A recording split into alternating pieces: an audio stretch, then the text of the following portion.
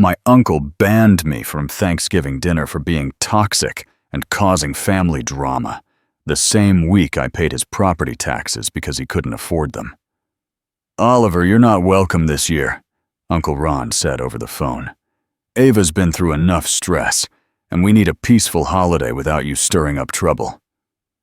For 30 years, I'd been this family's invisible problem solver. Fixed their cars, bailed them out of financial emergencies, helped with taxes they couldn't figure out. And somehow, my sister Ava always got the credit. When Mom bragged about her brilliant daughter who saved the day, she was talking about work I'd done with my own hands. Last month, when Uncle Ron was panicking about losing his house to unpaid taxes, I quietly transferred the money to save him. When Ava's car died, and she was crying about not being able to get to work, I spent my weekend diagnosing and fixing it myself. But at the family barbecue 2 weeks later, I listened to Mom tell everyone how resourceful Ava had figured out her car troubles. Uncle Ron was celebrating his stress-free Thanksgiving while banning the person who'd kept his house from foreclosure. My family was planning to praise Ava for achievements that were mine while calling me the problem child. But what they didn't know was that I'd been documenting every lie, every stolen credit, every moment of their systematic abuse for years. And this Thanksgiving, their toxic family member was about to become their biggest problem. This pattern of being the invisible helper while Ava got celebrated had been going on my entire adult life. When neighbors needed their cars fixed, I was the one who spent weekends diagnosing engine problems and replacing parts. When family members struggled with tax paperwork, I was the one researching deductions and filing their returns. When anyone had a financial emergency, I was the one quietly transferring money to keep them afloat. But somehow it was always Ava who got mentioned at family gatherings. "You should see how handy Ava is with cars," Mom would tell people, even though Ava couldn't tell the difference between a wrench and a screwdriver. "Ava helped me figure out my taxes this year." Dad would brag to his friends, conveniently forgetting that I'd spent 3 hours walking him through the paperwork while Ava was out shopping. The emergency assistance was the worst part. Last Christmas, when Mom's transmission died, and she was panicking about having no way to get to work, I researched mechanics, negotiated the repair price, and paid the $1,500 myself. 2 weeks later at the New Year's party, I listened to Mom tell everyone how Ava stepped up and took care of everything when she needed help most. I fixed everyone's problems while Ava got the credit, but the credit theft went beyond just practical help. When Ava dropped out of college for the second time, I was the one who helped her find a job by calling in favors with my professional contacts. When she struggled in that job, I was the one who tutored her on weekends to help her understand basic office software. When she finally got promoted 6 months later, the family celebrated her natural talent and incredible work ethic. Mom had turned Ava's success stories into family legend, and every single one of them involved work I'd done behind the scenes. The car troubles Ava figured out, I'd diagnosed and repaired them. The job skills she'd developed on her own, I'd taught them to her step by step. The financial emergencies she'd handled so maturely, I'd provided the solutions and the money. At every family gathering, I watched Mom retell these stories with Ava as the hero, while I sat there knowing the truth. It was like watching someone else get applause for a performance I'd given. Mom always found ways to make Ava the hero of my stories. The financial support was even more galling because it was substantial and completely unacknowledged. Over the years, I'd quietly covered Mom's car payments when money was tight paid. Uncle Ron's property taxes multiple times and loaned Ava over $23,000 for various emergencies that were never paid back. But somehow, in the family's narrative, I was still seen as the one who never quite had his act together. I was the family's emotional punching bag for 30 years. The phone call that changed everything came on a Tuesday evening. I was reviewing financial documents for a client when Uncle Ron's name flashed on my screen. I expected him to be calling about another tax question, or maybe to thank me for the property tax payment I'd made the week before. Instead, he launched straight into his prepared speech. "Oliver, I've been talking to your mother and Ava about Thanksgiving this year, and we've all agreed that it would be best if you didn't come. You're toxic, and you always cause family drama whenever we get together. Ava's been through enough stress lately with her job situation, and we need a peaceful holiday without you stirring up trouble." I sat there listening to this man whose house I'd literally saved from foreclosure call me toxic. The same uncle who'd called me crying last month when the county threatened to seize his property for unpaid taxes. The same family gathering where they'd spend the evening praising Ava for achievements that were mine, while treating me like I was lucky to be included. "I don't understand," I said. "What drama have I caused? You know what you do, Oliver. You always make everything about yourself. You get bitter when Ava gets attention, and it ruins the mood for everyone else. We just want one holiday where we can celebrate our family's successes without you making it awkward." That's when it hit me. They weren't just stealing credit for my work. They were rewriting history to make me the villain in stories where I was actually the hero. Ron said I was toxic and always caused family drama. After I hung up, I sat in my office looking at 30 years of being invisible, unappreciated, and now unwanted. I'd spent 3 decades enabling this family's dysfunction by quietly solving their problems while letting Ava take credit. I'd funded their lifestyle while being treated like a burden. I'd sacrificed my own recognition to keep the peace, and this was my reward. I realized I'd been protecting them from the truth about themselves, and they'd used that protection to create a false narrative where I was the problem. I decided it was time to let the illusion die. The next morning, I started organizing 30 years of evidence. I'd been documenting their lies for longer than I'd realized. Voice recordings on my phone from family gatherings where Mom credited Ava for my work. Video clips I'd saved where family members praised her for things I'd done. Financial records showing every payment I'd made that went unacknowledged. The most damning piece was a recording from last month's barbecue. I'd left my phone on the patio table when I went inside to get drinks, and it had captured Mom talking to Aunt Laura about Ava's mechanical talents.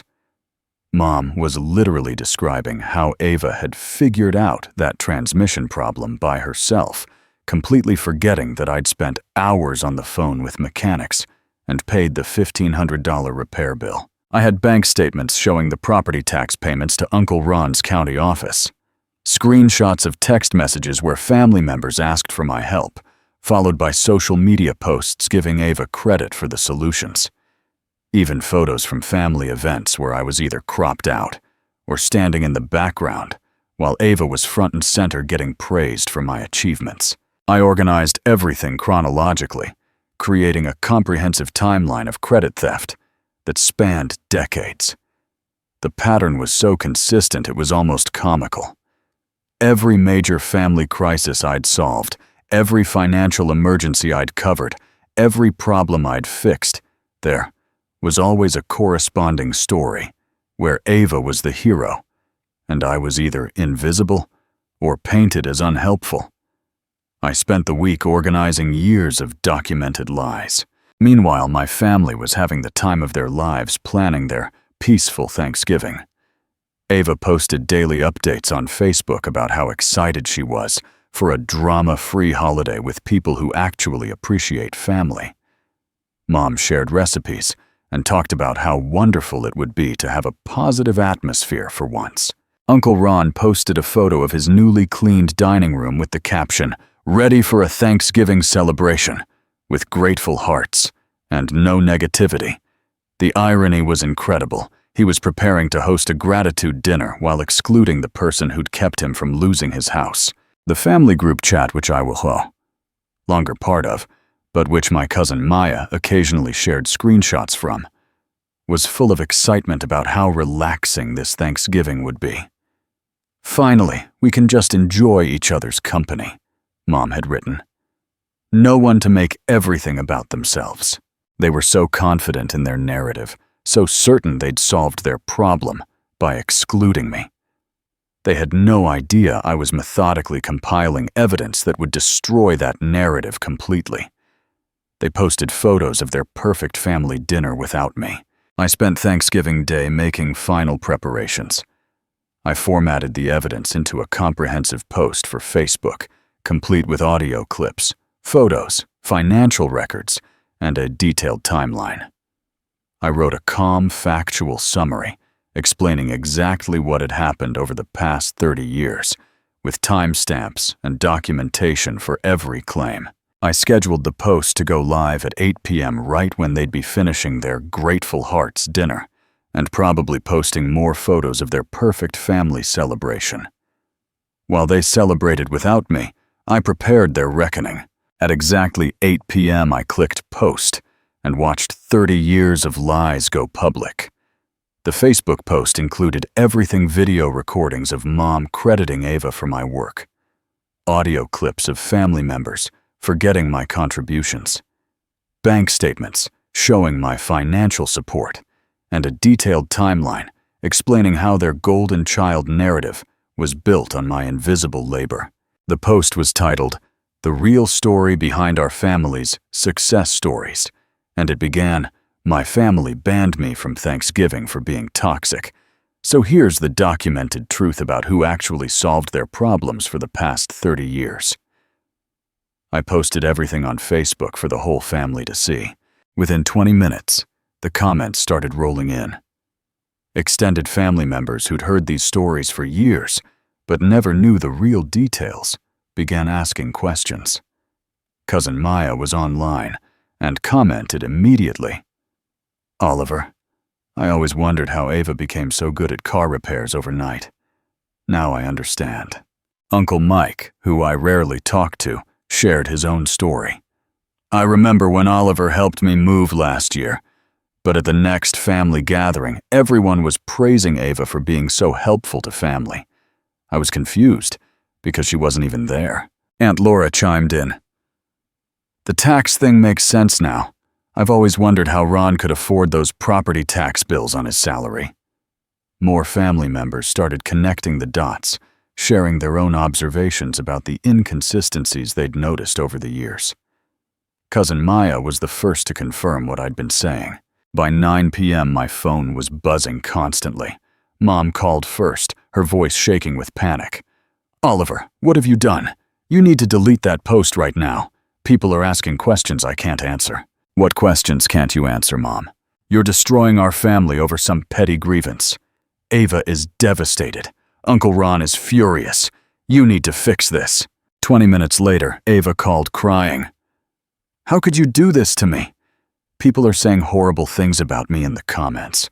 This is going to ruin my reputation." "What horrible things are they saying? That I'm a liar? That I steal credit? That I'm not the person they thought I was? Are they wrong?" She hung up on me. Mom called crying about how I was destroying the family, but it was too late for damage control. The post had been shared 15 times by extended family members, each adding their own commentary and observations.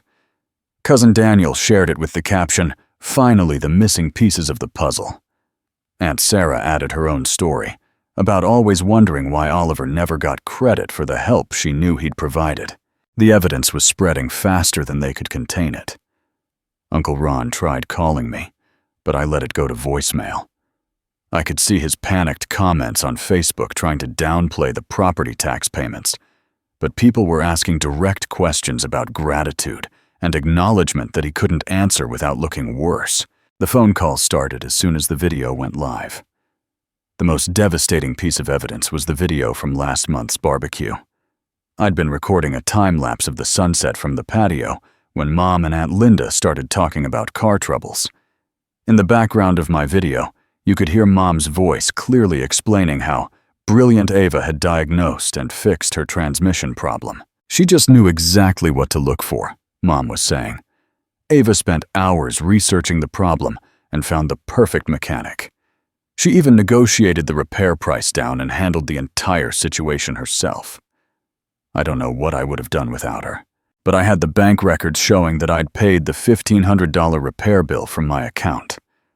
I had the text messages where Mom had called me panicking about the car not starting. I had the phone records showing a 2-hour call between Mom and me while I walked her through the mechanic's diagnostic report. The video showed Mom crediting Ava for work she'd never done. The audio recording that went viral was from my birthday 3 months ago. I'd accidentally left my voice memo app running on my phone during a family gathering at Uncle Ron's house. While I was in the kitchen getting drinks, the phone captured Mom and Ava in the living room, planning Ava's upcoming birthday celebration. We should do something really special for Ava's birthday next month, Mom was saying. Maybe rent that private room at Giuseppe's like we did for her graduation dinner. That would be perfect, Ava replied. I love that place. We could invite the whole extended family. I'll call them tomorrow to check availability. We want to make sure all the cousins can come. This is going to be such a wonderful celebration. The most heartbreaking part was what happened next. Uncle Ron walked into the room and asked, "Whose birthday are we planning for?" "Ava's," Mom said immediately. "It's next month." "Wait," Ron said. "Didn't we just miss someone's birthday? I feel like there was a birthday recently that we forgot about." There was a pause in the recording. Then Mom's voice. "I don't think so. Ava's is the next one coming up." But my birthday had been the week before. They planned Ava's birthday party while forgetting mine completely. The financial records were equally damaging because they showed a pattern spanning decades. I'd screenshotted every bank transfer to Uncle Ron for his property taxes, 8 payments over 4 years, totaling nearly $12,000. I had records of the car payments I'd made for Mom when she couldn't afford them, totaling over $25,000 across 6 years. Most shocking was the documentation of loans to Ava that were never repaid. $23,000 in various emergencies over the years. Her security deposit when she moved apartments, her credit card debt from her shopping phase, her car down payment when her credit was too poor to qualify a loan, even her vacation expenses when she claimed she deserved a break after getting fired from another job. I'd included screenshots of text messages where family members asked for help alongside bank statements showing the money transfers, followed by social media posts where they praised Ava for handling the same situations. The pattern was undeniable. Bank records proved I'd been supporting everyone I supposedly mooched from, but the most powerful evidence came from extended family members who started sharing their own experiences in the comments. Cousin Daniel posted, "I always wondered why Oliver never seemed to get credit for the help I knew he provided. Now, it makes sense." Aunt Sarah shared a long comment detailing how she'd watched this pattern for years, but never said anything. I remember when Oliver spent his entire weekend helping my family move, but at the next gathering, everyone was thanking Ava for being so helpful to family, even though she wasn't even there. Uncle Mike added his own story. "Oliver fixed my truck last year and refused payment, but somehow Ava got praise for my family connections helping me solve my transportation problem." Even family friends started chiming in with their own observations. Mrs. Peterson from Mom's church commented, "I always thought it was odd how proud your mother was of Ava's mechanical skills. But every time I saw car repairs happening, it was Oliver doing the work. The validation was overwhelming." Cousin Maya shared the post with her own network, adding, "This explains so much about family dynamics I never understood."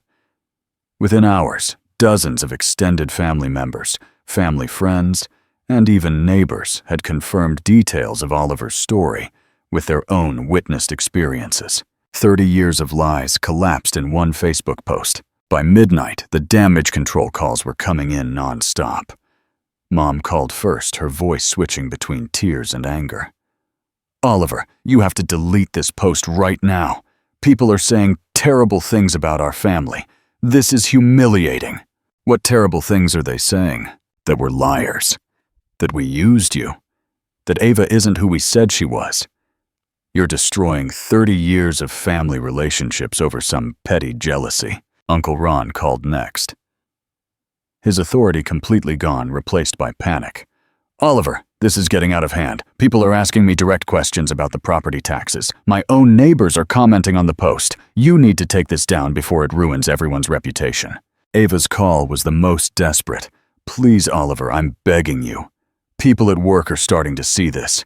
My boyfriend's family is asking questions. I could lose my job if this spreads further. They begged me to delete the post for the sake of family unity, but the extended family wasn't buying their damage control efforts. Cousin Daniel had taken screenshots of everything before any deletion attempts and was actively confronting Uncle Ron in the comments. Ron, I've watched you for years taking credit for Oliver's help while calling him ungrateful. How do you explain these bank records? Aunt Laura was even more direct. I remember you complaining about Oliver being a burden on the family while he was literally paying your bills. This is disgusting behavior. The family group chat that Maya occasionally shared screenshots from was in complete chaos, with extended family members demanding explanations, and Mom and Ron unable to provide answers that didn't make them look worse. Cousin Maya had saved copies of all the evidence and was sharing her own experiences. I always felt bad for Oliver at family gatherings. Now I understand why he looked so uncomfortable when everyone praised Ava. Cousin Daniel demanded Uncle Ron explain the favoritism recordings. That's when I decided to take it a step further. I'd been documenting Ava's unpaid loans for years, and now I had a public record of her financial irresponsibility. I contacted a lawyer and had him send Ava a formal demand letter for repayment of the $23,000 she owed me, with interest calculated from the dates of each loan. The letter detailed every emergency, every bailout, every temporary loan that had become permanent. Her car down payment, her credit card debt, her apartment deposits, even her vacation expenses, all documented with bank records and text message evidence. The lawyer included a 45-day deadline for full repayment and warned that failure to respond would result in legal action for debt collection. My lawyer sent Ava a formal demand for $23,000. The final phone call came from Dad, who I rarely heard from anymore. His voice was shaking with rage. Oliver, you're tearing this family apart. After everything we've done for you, this is how you repay us. Where's your loyalty? Where's your gratitude? What did you do for me? Dad, be specific. We raised you. We loved you. We included you in everything. You included me as the family ATM. You loved my money. You raised Ava while I paid for it. Family doesn't sue family, Oliver. Family doesn't air dirty laundry on social media. You're supposed to protect family, not destroy it. But their version of family loyalty had never included acknowledging my contributions, respecting my boundaries, or treating me as anything more than a resource. They demanded family loyalty from the son they'd made invisible.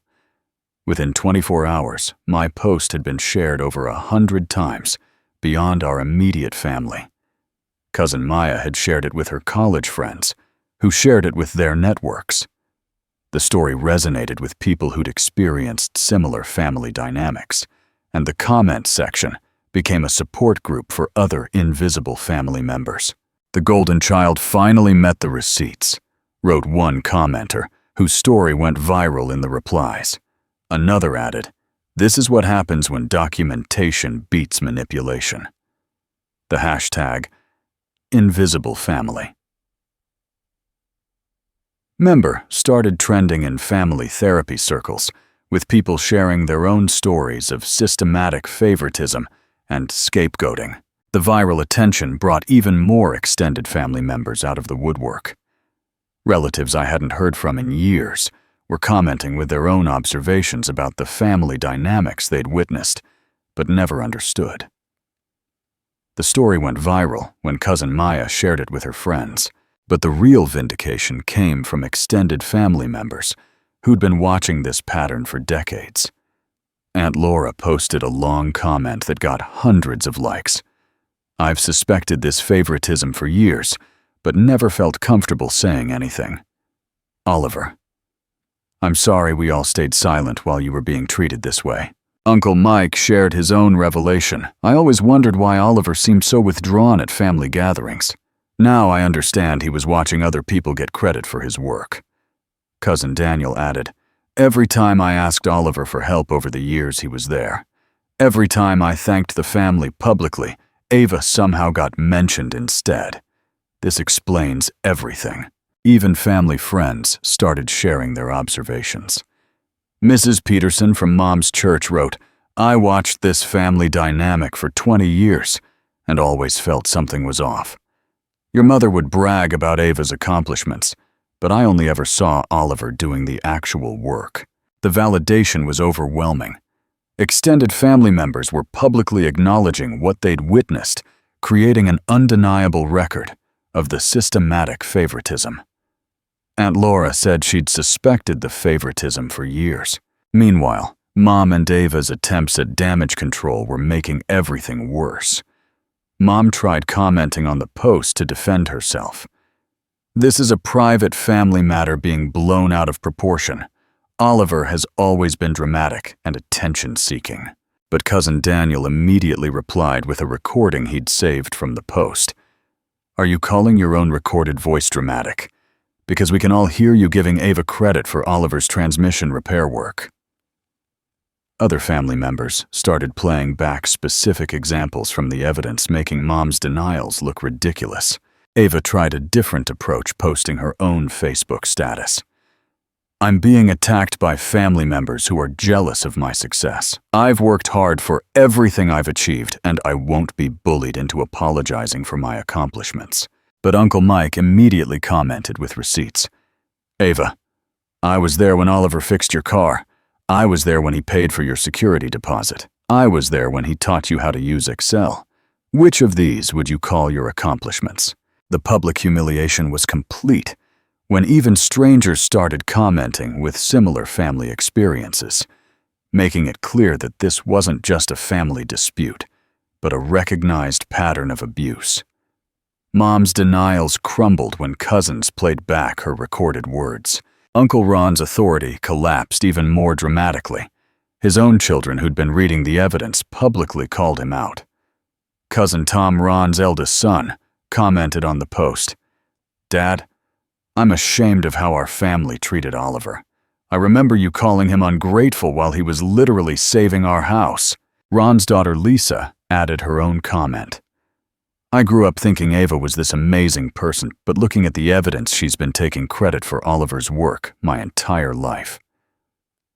Dad, how could you enable this? Even Ron's ex-wife, who rarely interacted with family drama, shared the post with her own commentary. This explains why Oliver always seemed so uncomfortable at family events. Ron, you owe him a massive apology. The family patriarch's authority was completely destroyed by his own children's public recognition of the abuse he'd enabled and participated in. Uncle Ron's own children called him out for enabling the abuse. By the end of the week, the truth had spread through every branch of our extended family tree. The carefully constructed narrative of Ava as the golden child and Oliver as the problem family member had completely collapsed under the weight of documented evidence and public testimony from dozens of witnesses. Family members who'd never spoken up before were now publicly acknowledging Oliver's contributions and condemning the systematic favoritism they'd witnessed. The invisible family member had finally become visible, not through more self-sacrifice or quiet, helpful behavior, but through strategic documentation and truth-telling. The illusion that had held our family together for decades finally shattered. The consequences of the exposure were swift and undeniable. Within 2 weeks of the post going viral, Ava contacted my lawyer to set up a payment plan for the $23,000. She couldn't deny the debt anymore, with bank records and witness testimony making her obligations public knowledge. Mom's behavior changed completely. For the first time in 30 years, she stopped taking my help for granted. When her car started making strange noises a month later, she actually called a mechanic instead of automatically expecting me to handle it. When she mentioned the repair to family, she carefully avoided giving anyone else credit for the solution. Even Uncle Ron quietly paid me back for 2 years of property taxes, without being asked, transferring the money with a brief note. "Thank you for your help. I should have acknowledged this years ago." The family patriarch who'd called me toxic was now recognizing debts he'd pretended didn't exist. Ava started making loan payments for the first time in 5 years, but the most meaningful change was how the extended family treated me. Cousin Maya called to apologize for years of staying silent when she witnessed the favoritism. "I always felt uncomfortable watching how they treated you, but I didn't want to cause drama. I should have spoken up." Uncle Mike invited me to his son's graduation party, something that had never happened before. "We want you there because you're family," he said, "not because we need something fixed." Aunt Laura started including me in family group chats and holiday planning conversations. The isolation I'd felt for decades was replaced by genuine inclusion and respect from people who finally understood what had been happening. Cousin Maya invited me to her family's Thanksgiving celebration. For the first time in my adult life, I felt visible in my own family. Not as the invisible problem solver or the scapegoat who caused drama, but as Oliver, a person whose contributions mattered, whose boundaries were respected, and whose voice was heard. The documentation had done more than expose lies. It had given me something I'd never had before: proof of my own worth. I was no longer invisible. I had finally found my voice.